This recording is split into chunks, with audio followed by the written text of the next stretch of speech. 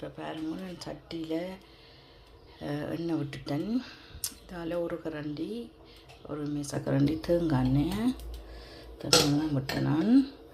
இப்போ பாருங்க இது வதங்குறதுக்கு கடுகு பெருஞ்சீரகம் கொஞ்சம் வெந்தயம்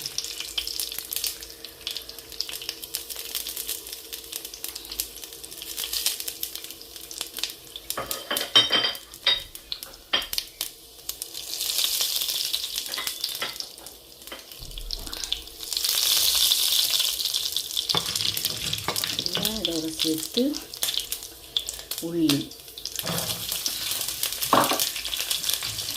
கொஞ்சம் தாராளமாக நீங்கள் போடலாம். பூண்டு இந்த நாங்கள் இது பிளாக்கொட்டையும் போடுறபடியாக அந்த உள்ளி முடங்குது நல்லது.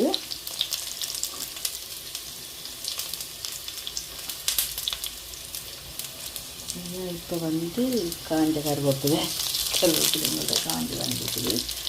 அதோட கொஞ்சம் சுத்தல் பச்சை மிளகாய் இல்லை, அதனால் நான் சுத்தல் போடுறேன்.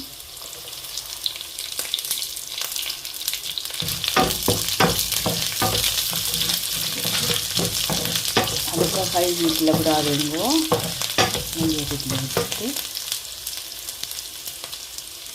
இப்போ வெங்காயம் போடுவோம்.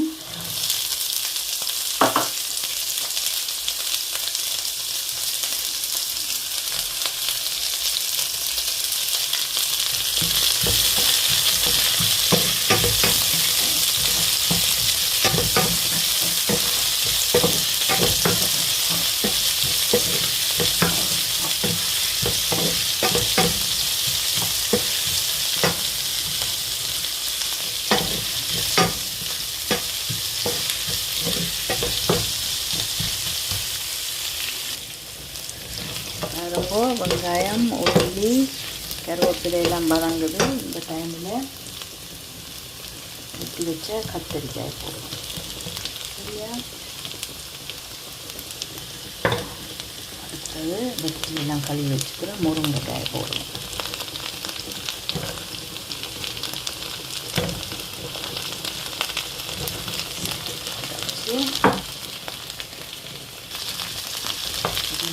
இதோட ஒரு கொஞ்சம் 1/4 டீஸ்பூன் மாதிரி மஞ்சள் தூள் போடுவோம். பிறகு உப்பு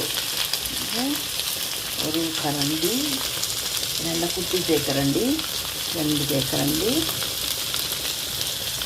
3 தேக்கரண்டி. இதுதான் இந்த கணக்கு அளவு.